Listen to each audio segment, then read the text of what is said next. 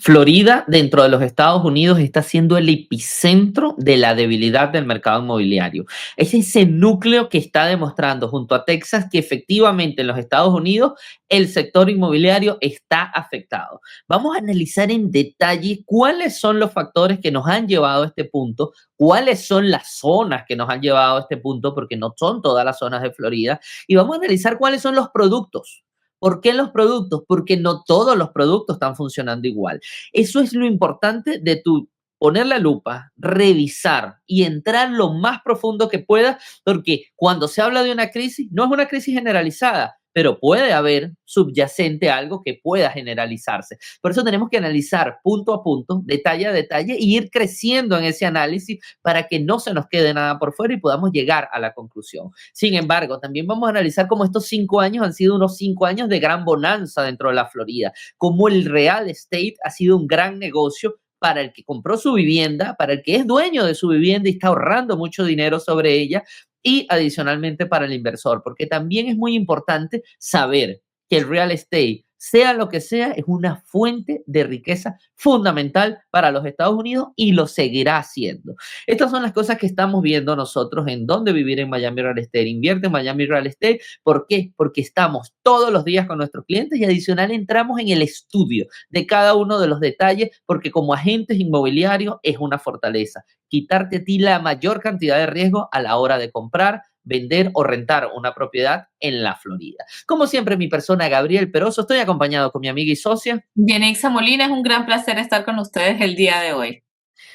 Jenny. Estamos en un punto interesante de la Florida y vamos a analizarlo, digamos, hablamos de algo malo como es el epicentro de debilidad, pero analicemos lo bueno primero. Cuéntanos qué ha pasado en estos 5 años en la Florida, cómo ha sido el tema de precios, aunque es algo que se ha hablado mucho, pero me encantaría contextualizarlo con toda tu experiencia y luego de eso entremos en ese punto de la debilidad.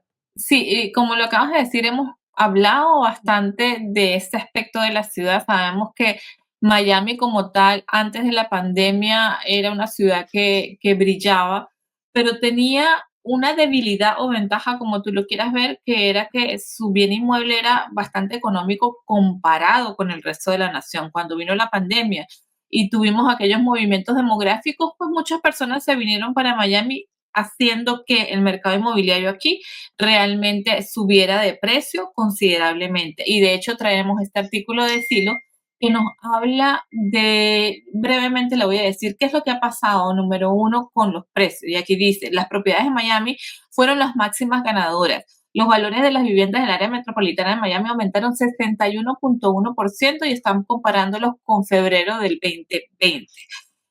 Adicionalmente, aquí abajo hablan de las rentas. Es muy importante que exista y nos, es importante para todos. ¿Por qué digo que es importante? Si tú compras una vivienda, probablemente en 5 o 10 años, tú te vas a mudar de esa vivienda, la vas a revender o la vas a dejar como una inversión. En ese momento, la renta debería de cubrir tu gasto fijo de la propiedad. Es importante que el valor del alquiler siempre suba en una manera proporcional a lo que sube el valor de la propiedad. Y en Miami sucedió eso. Dice, los alquileres en Estados Unidos han aumentado un 33.4% desde el inicio de la pandemia, pero nuevamente Miami lidera el camino con un crecimiento de un 54.1%. Y aquí vemos en Miami, pero también algunas ciudades en la Florida, Jacksonville 37%, Orlando 36% y Tampa 53%. Estamos hablando de rentas. Cuando nos vamos al valor de la propiedad, vemos que en Jacksonville subió 50%, 53% en Orlando y Tampa 58%. De alguna manera no hay equidad. En la ciudad de Orlando subió mucho más el valor de la propiedad, 53% comparado con la renta, que nada más subió un 36%. Pero eso es lo que, y aquí lo vemos en gráficos, en barras, lo que es la comparación del valor de la propiedad con la renta. Pero quiero ir un poco más al detalle.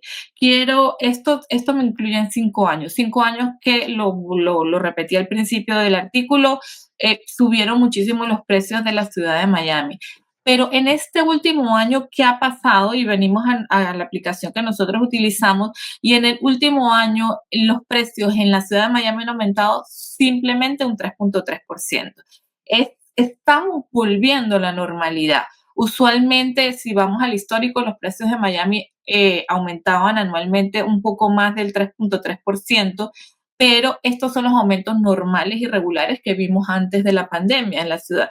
Entonces, sí, quien tuvo la oportunidad de ser dueño de una propiedad antes de, maravilloso porque se ganó esta cantidad de equity, pero quien no, ya estamos entrando en un periodo normal en el que el incremento en precio estamos viendo un 3.3%. Si nos vamos en lo que es el Osceola, está disminuyendo el precio en 1.2%. Si nos vamos al condado Polk, 1.3%. Tampa disminuyendo el precio en 1.3%. Estas disminuciones de precios comparados con lo que ha aumentado desde que comenzamos la época de la pandemia son bastante irrisorios, pero nos muestra la tendencia. Y van a ver siquiera algunas correcciones de precio en muchos condados del estado de la Florida, lo cual también es importante que lo sepan ustedes. Entonces, el artículo realmente lo que nos muestra es lo que ha subido durante estos 5 años y quería traerles al detalle qué es lo que está pasando en este último año para que no piensen que los incrementos en la vivienda van a seguir siendo tan considerables como lo fueron en los últimos 5 años. Ahora vamos con el siguiente artículo, Gaby. Sí, allí era el contexto de dónde venimos. Es interesante de dónde venimos porque la Florida justamente fue ese epicentro del boom de los Estados Unidos. ¿Qué está pasando ahora? Ahora tenemos el escenario contrario. Llega a ser una crisis, llega a ser algo de mucha preocupación. Vamos a analizar en detalle qué existe y cómo estamos. La gente del Resi Club, como siempre, con muy buen material, nos está trayendo. Florida es el epicentro de la debilidad del mercado inmobiliario en 2005. Análisis por códigos postales. Lance Lambert y su equipo nos está llevando y lo primero que vemos, vamos a ver gráficas como siempre, que es lo más cómodo para nosotros. Estados Unidos en general, todo lo que ven rojo son los mercados donde hay cambios de precio de enero del 24 a enero del 25 en el último año. Todo lo que ven en azul es positivo. Primero ponemos en contexto todos los Estados Unidos en este gráfico para que ustedes vean que lo más Phoenix, Arizona, si nos vamos más hacia el oeste, o algunas ciudades de California. Luego vemos Texas también con algunas ciudades en algunos compromisos de caída de precios, pero cuando vemos aquí es donde más se acumula. Justamente la Florida, vamos a analizar Florida, es donde vemos ciudades cayendo más precios. Cape Coral, Fort Myers, Punta Gorda, que se ha hecho famosa en este momento por caída de precios. Estamos viendo Sarasota, estamos viendo Tampa aquí, San Petersburg, aquí estamos viendo Lakeland, estamos viendo Orlando, Kissimmee y estamos viendo, por supuesto, Miami, Fort Lauderdale, Pompano Beach. Cuando entramos más en detalle de qué podemos ver, estamos viendo el último año, aquí podemos ver cómo ha variado apenas 1.5 en positivo Miami, Fort Lauderdale, o sea, no están cayendo los precios. Si vamos a Orlando, menos 0.06, o sea, un 0.5%, realmente es muy, muy poco.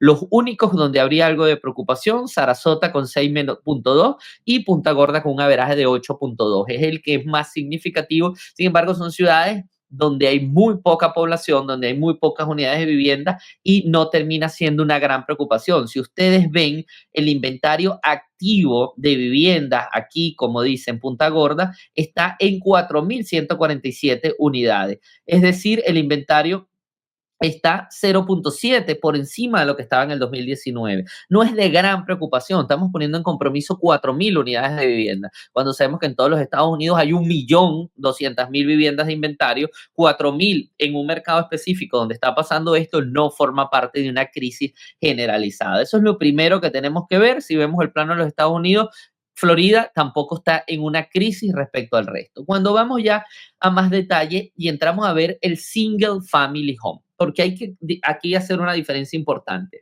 Hay que ver condominios y single family home. Hay elementos que han cambiado en la Florida y que nos han hecho ver que estos dos productos se comportan muy distintos. ¿Y cuál ha sido el factor detonante de esta división? La tragedia de Surfside, perdón, ha cambiado lo que tiene que ver con los condominios. ¿Por qué?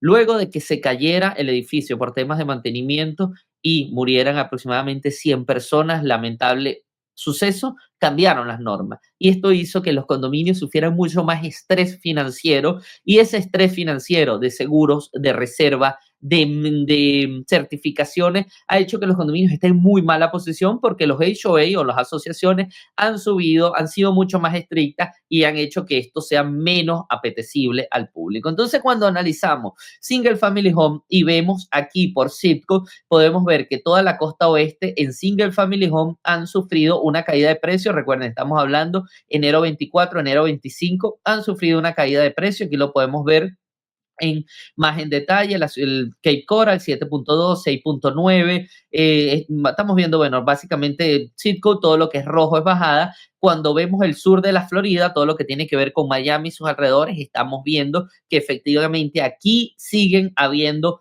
un crecimiento de precio. Podemos ver alguna disminución hacia Citgo de la costa, Citgo que están más ligados a lo que es el sector lujo.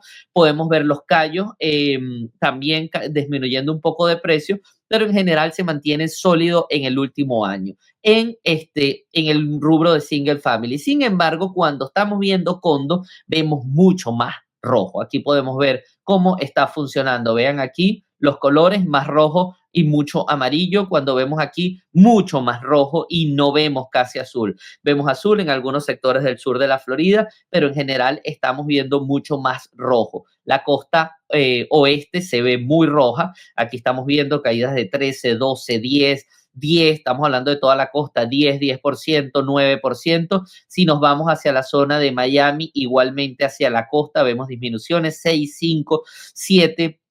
Y cuando ya, bueno, entramos hacia los Cayos, 1.6, crecimiento abajo en la zona de Homestead, algunas zonas de Kendall, 5.1, pero en general podemos ver cómo hay un cambio en los precios de los condominios. Por eso, cuando vemos la estadística general, vamos a ver que hay precios cayendo y vas a decir, wow, pero yo no lo veo en mi zona, yo veo que los precios están estables. Es posible que una zona donde el condominio cayó un 10% y donde el single family home quizás subió un 1%, vamos a ver estadísticas generales donde van a decir la vivienda cayó un 8%. O sea, ahí se arrastra el condominio al single family. Por eso es importante que tengas un especialista que conozca estas estadísticas, que tenga las aplicaciones. Si tú tienes tu agente real estate, pregúntale, dame las aplicaciones, dime cómo están los precios por Citgo, dame un estudio por Citgo, porque es importante que estas herramientas se pongan al servicio de ustedes. Nosotros, como agentes inmobiliarios, estamos totalmente a la orden para brindarte cualquier asesoría que necesites. Incluso ya sea que tengas tu agente real estate, nosotros podemos hacerte la consulta, porque nuestro beneficio es que la mayor cantidad de personas en un mercado estén satisfechas con el real estate. La idea no es hablar mal de un agente inmobiliario, la idea es hacer que este mercado sea mucho más transparente y mucho más honesto, y de esta manera podamos ayudar a la mayor cantidad de personas de que compren con la menor cantidad de riesgo. Seguimos analizando aquí de justamente cómo ha sido el single family, que es lo que ya tú comentaste, Jenny, el del 20 al 25, no vamos a ahondar mucho más, pero podemos ver que no hay ningún mercado que perdió en los últimos 5 años, ni ningún mercado comprometido. Aquí pueden ver que lo que está en azul claro es que ganó entre un 20 y un 40%. Realmente no hay nada en este azul. Aquí podemos ver, todo está en 54, 55. Amarillo, no existe ningún mercado de Florida que esté en amarillo, o sea, el que menos apreció más de 20%. Eso es un poco la corrección que estamos viendo en estos mapas, donde los precios no es una caída de precios, es una corrección de estos grandes ganancias de los últimos 5 años por circunstancias muy específicas. Luego, si vemos los inventarios, para nosotros es muy importante analizar inventario porque esto puede predecir la caída de precios. Recuerden, a mayor inventario, mayor poder de negociación, las personas tienen más competencia a la hora de vender y puede que bajen los precios. Aquí estamos viendo todo lo que está en verde son los mercados en los cuales los inventarios han incrementado y han incrementado de una manera considerable. Clint Wilson, Punta Gorda, Wingwood, The Village, Panama City Beach, Lakeland, Ocala, todas estas zonas han ido subiendo de inventarios. Jacksonville, Tampa, San Petersburg, pero ya lo que vemos en amarillo son los mercados en los cuales el inventario se mantiene por debajo de los niveles de la pandemia o de antes de la pandemia. Marco Island y Naples, Tallahassee, Miami, Fort Lauderdale, West Palm Beach todavía no llegan a los niveles que estaban en el prepandemia. Aquí estamos viendo enero de 2017, 47,000, 48,000, 48,000, 52,000 viviendas en febrero del 2019. Aquí estamos viendo que hay 48,000. Están viendo la diferencia de unas 4,000 unidades de vivienda. Aquí también quiero contextualizar algo. Si vemos el mercado de Punta Gorda, que es el que más ha sido nombrado, estamos hablando de 4.000 viviendas apenas de inventario. Cuando vemos Fort Lauderdale o Miami, estamos hablando de 52.000 unidades de vivienda. Aunque el número suena muy grande en Punta Gorda, los precios cayeron un 10%, pero estamos hablando de un universo tan pequeño que no podemos generalizar y pensar que son zonas como Naples, donde estamos hablando de 7.000 unidades de vivienda, Miami, Fort Lauderdale, el mismo Tallahassee, que es más pequeño, es la capital del estado. Estamos hablando de Okeechobee, que también tiene pocas viviendas. Estamos hablando de Key West, que al final también tiene alrededor de 2.000 viviendas, pero es para que ustedes contextualicen dentro del macro cómo está funcionando. Otra cosa que está influyendo muy rápidamente, analicemos cómo está la migración. La migración que venía en Florida y ha sido uno de los grandes factores por los cuales se ha absorbido mucho este inventario, ha decrecido. Aquí está cómo fue la migración positiva para el 2024. Según estas estadísticas, estamos viendo que entraron 64.000 personas a la Florida en el 2024, mientras que estaba hablando de 314.000 en el 2022. Eso quiere decir que efectivamente la gente se está mudando, pero se está mudando mucho menos al sur, a la Florida, lo que impacta en la absorción de ese inventario. También, ¿qué va a pasar? Mercados más calientes de arriba, cuando la Florida con más inventario, con precios más asequibles, les puedo asegurar que mucha gente que está viviendo en estos mercados que están viendo ustedes aquí, donde se les va a hacer más difícil comprar una vivienda, donde hay menos inventario, donde los precios siguen subiendo, van a decir, yo quiero venirme a la Florida porque, mira, encontré una oportunidad en Punta Gorda y trabajo a distancia, encontré en Miami, encontré en Orlando, tengo mejor clima, estoy pagando menos por mi vivienda y se me hace más apetecible. Y esto seguramente va a volver a traer más gente a lo que es Florida. Esos son el tipo de análisis necesarios para tú entender cómo funciona el mercado del real estate y para que tu agente inmobiliario tenga las herramientas para que te dé la mejor asesoría posible. Continuamos, Jenny, con el tema de momento para vender. Después de ver tantos números, vamos a ver que si estamos en el momento para vender en esta primavera o no es el momento. Fíjate, ¿qué está sucediendo? Nosotros, Estados Unidos en general es un país de estadísticas y de ciclos, y en el mercado inmobiliario siempre se tiene como dicho que en primavera es cuando comienzan las personas a buscar propiedades para comprar. Y estamos a solo unos días de que comience la primavera. Y este artículo que traigo de Zillow habla sobre el momento ideal en que los vendedores saquen sus unidades a vender. También el artículo nos muestra y nos dice que, como lo hemos dicho en este podcast y en otros podcasts, la pandemia cambió los ciclos, y antes era a finales de abril, principios de mayo, el momento ideal en general en Estados Unidos para vender. Ese ciclo se ha movido. Usualmente en el 2024, cuando era un poco más estable todo, resultó que el momento ideal para vender, o cuando las personas obtuvieron mayor ganancia, fue a finales de mayo, principios de junio. Pero viniéndonos a la zona de Miami, que es lo que a nosotros nos interesa, ¿cuál es el momento ideal para vender? Según las estadísticas que nos trae Zillow, en julio, a finales de julio, inclusive aquí hablan que si tú listas en enero, de enero a abril vas a tener menor precio de venta. Y ya a partir de los primeros días de mayo y hasta diciembre, finales de diciembre, vas a tener mayor ganancia o mayor precio de venta. Entonces, esto es básicamente estadísticas basadas en la normalidad del 2024, pero adicionalmente yo quiero agregar, sí, está muy bien estas estadísticas, pero realmente el mejor precio de venta lo da tu propiedad. Lo da tu propiedad, número uno, en las condiciones en las que tú saques la unidad a la venta, uno. Dos, las propiedades, sobre todo en el mercado de Miami y la Florida en general, no se están vendiendo al precio que el dueño piense. Realmente te tienen que presentar un análisis de mercado, y de acuerdo a tus necesidades, en el tiempo en que tú lo desees vender, se determina el precio, qué tan agresivo vas a hacer el momento de salir al mercado. Adicionalmente, lo dije en el podcast pasado y lo repito hoy en día, es muy importante las comisiones que tú estás ofreciendo o las compensaciones que estás ofreciendo en el momento de vender, porque eso también ayuda a que tu unidad se venda más rápido. Entonces, es importante tiempo cuando sale a la venta, pero lo más importante es la estructura y las condiciones de la propiedad y el precio justo del mercado en el cual este va a salir a la venta. Sí, ahí hay características importantes para vender. Nosotros, como siempre, y agentes inmobiliarios que somos, analizamos muy bien el detalle porque el vender hoy en día nuevamente vuelve a ser un arte. Tenemos varios años en los que vender era muy sencillo. Vender era listar, vender era publicar la propiedad y llegaban los clientes. ¡Voilà! Magia. Es muy sencillo, todo el mundo era un buen agente real estate porque qué bien, me vendió la casa muy rápido. Condiciones de mercado. Volvemos a tener inventarios altos, volvemos a tener competitividad. El año pasado cambiaron las condiciones de compensación, como dijo Jenny, tenemos que confiar en nuestros agentes inmobiliarios porque tenemos que firmar más compromisos, tenemos que firmar más contratos de compensación, tenemos que estar muy claro en todas las condiciones para que esto funcione. Y tú no le vas a dar tu firma a cualquier agente inmobiliario, no en cualquiera se puede confiar, sobre todo para vender. ¿Por qué? Porque no fijar bien el precio puede hacer o que tu unidad se tarde en vender o que efectivamente la vendas mal y pierdas dinero. Hay que saber, uno, cómo fijar bien el precio, cuáles son las condiciones de la unidad, cuáles son las condiciones de el sector o del área y cuáles son las condiciones del mercado en general. Y luego, adicionalmente, tienes que analizar muy bien la negociación. ¿Cómo negociar bien la venta de tu propiedad? ¿Por qué? Porque no todas las negociaciones son iguales. Jenitz y yo tenemos mucha experiencia en esto. Toda la semana estamos en esto. Por ponerles un ejemplo, tenemos unidades listadas con paneles solares.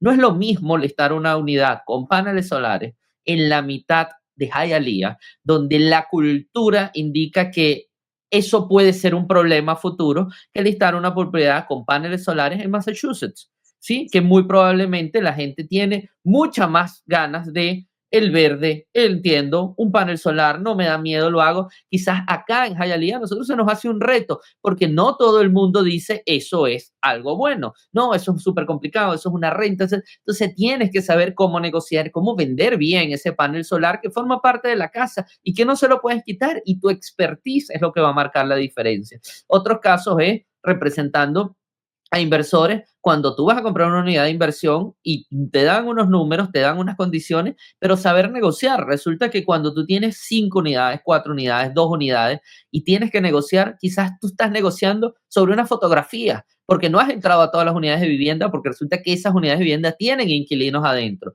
Y cuando llega el momento de la inspección, te consigues con moho, te consigues con problemas de techo, te consigues con problemas de paneles eléctricos. Hay que saber negociar y saber cuánto puedo pedir, cómo puedo llegar. ¿Por qué? Porque no se trata nada más de sacar lo que más puedas del vendedor. Tú también como representante del vendedor tienes que saber que tu inversor, el que está contigo, tiene tiempo que es valioso para él. ¿Por qué? Porque es un dinero que él tiene en el banco para comprar una unidad de vivienda. No es decir, no, eso tiene modo salte. No, porque quizás estás perdiendo un mes de trabajo, un mes de renta y un mes de su dinero produciendo. Hay que llegar a un acuerdo porque muchísimas veces es mejor llegar a un acuerdo que favorezca a las dos partes que salirte de un contrato y volver a empezar algo nuevo. ¿Por qué? Porque cuando el dinero para esa persona esté 2 meses en el banco o 3 meses en el banco, quizás son 2,000, 3,000, 4,000 dólares que deja de ganar que si hubiese entrado en un negocio donde simplemente era reparar un panel eléctrico en 15 días, eran 2,500 dólares, eran 3,000 dólares y hubiese ya estado produciendo su unidad de vivienda. Hay que saber hacerlo. Por eso es importante que tú veas cómo Jenitze revisa aquí qué pasa en el mercado de venta y nosotros en conjunto podamos revisar lo que está sucediendo. Jenny, quiero hablarle un poco de estadísticas de febrero, porque ya el Reventure nos está agregando estadísticas de febrero y estas estadísticas de febrero están interesantes. En este mapa estamos viendo cómo es el inventario y si estamos en surplus o estamos en déficit de vivienda. Resulta que se analiza a través de Reventure cuántas unidades de vivienda han habido históricamente en el largo tiempo, en el long term, y cuántas unidades de vivienda hay hoy en día. Estamos viendo que en la zona, en el county de Miami-Dade, estamos 11.3 arriba en inventario respecto al long term. O sea, según esta estadística, sí tenemos más inventario de lo que históricamente hemos tenido, pero también tenemos más población, no lo olvidemos. Estamos viendo cómo Broward tiene un 50% más de inventario de lo que históricamente hemos tenido. Ya no estamos comparando prepandemia con el momento actual, estamos comparando long term. Y adicionalmente, esta costa está calentándose un poco más. Esto ya es en febrero. Hay que seguir analizando mes a mes porque esto se traduce en recortes de precio. Aquí estamos viendo recortes de precio. ¿Qué quiere decir recortes de precio? Es la cantidad de transacciones en las cuales el precio en que se lista la propiedad se terminó vendiendo con un precio menor, se recortó el precio para lograr la venta. Estamos viendo que la mayor parte de las zonas están en rojo. ¿Qué quiere decir? Vamos a analizar Broward, por ejemplo. Dice que hubo un 26% de recortes de precio. ¿Qué quiere decir? De cada 100 unidades que se listaron, 26 sufrieron una negociación en el precio y se vendieron por un precio más bajo del listado. Pero si nos vamos a Miami-Dade, solo es el 19%, lo que quiere decir hay menos negociación en Miami-Dade. Si nos vamos hacia Osceola, vamos a ir al condado de Orange, que es Orlando, estamos hablando de un 30% de negociación. Si nos vamos hacia la costa, está aumentando un poco más, 37, 36, incluso aquí en Charlotte hay un 40%, hacia Cape Coral un 40%. Los mercados se están negociando porque estamos en un balance. Esto lo tenemos que seguir viendo, esto hay que seguirlo analizando, a ver si se convierte en una tendencia en todo el año, porque eso es el principio de empezar a ver caídas en los precios. Se empieza negociando precios, recortando precios y luego vamos a empezar a ver listados en los cuales se está ya bajando el precio, las unidades entran en lista más bajo y se venden más bajo de lo que venía. Hay noticias de las inversionistas, Jenny. Cuéntanos cómo están los inversionistas y cómo están viendo el sur de la Florida. Sí, mira, lo hemos dicho en el podcast, el mercado se está desacelerando y eso están viendo los inversionistas, por lo cual se están simplemente esperando, están decidiendo esperar y en este artículo de Redfin nos lo muestra. Y número uno, las razones por las cuales se está desacelerando, lo sabemos, altos precios de las viviendas, los intereses, aunque han bajado, siguen siendo altos. La demanda sigue siendo tibia por los alquileres. Lo mencioné en el artículo anterior. Vemos que los precios de la vivienda han subido y los alquileres deberían de subir en igual proporción para que para un inversionista sea negocio. Los inversionistas para que compren las propiedades, número uno, hay dos objetivos. Las compran, se quedan con ellas y las rentan. Entonces la renta tiene que subir a medida que sube el valor de la propiedad para que tenga sentido mantener mi casa. Segundo, los compran para arreglarlas y revenderlas. ¿Qué pasa cuando sucede lo que les mostré en el artículo anterior? Cuando el precio incrementa apenas un 3%. ¿Qué sucede cuando los alquileres se quedan estancados y no suben de precio? El inversionista simplemente se frena.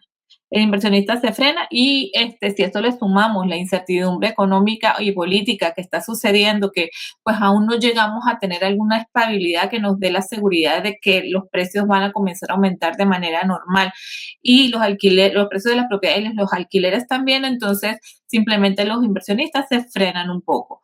Adicionalmente, el artículo me trae de Florida, me trae datos y dice, las compras de los inversores cayeron 27.5% interanual en Orlando. Yo se los mostré en el mapa anterior.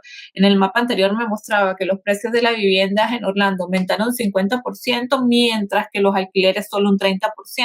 Ahí no hay paridad. Para el inversionista no es negocio invertir de esa manera. Adicionalmente, en el área, en Florida, existen varias áreas. Dice que de las 10, 6 están en la Florida, donde los inversionistas han parado de comprar.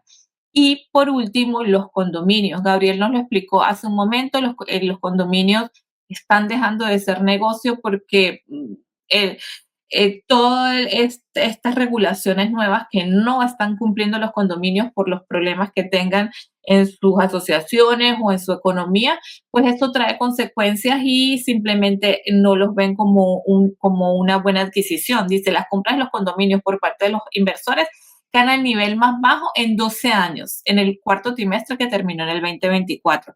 Realmente este es un problema que de alguna manera vamos a ver cómo se desarrolla, pero yo sí pienso que algún ente gubernamental va a tener que entrar a procurar la solución de este problema de los condominios, no solo porque no funcione para el inversionista, es porque no funciona para el consumidor en general. La cantidad, la densidad, la cantidad de condominios a la venta o en inventario es mucho mayor que el del 5 Family Home. Y si la mayoría de estos condominios tienen problemas por las nuevas regulaciones debido a lo de Surfside en mi estudio de reservas, en mis certificaciones, se va a hacer complicado para el ciudadano en general lograr la compra de una propiedad.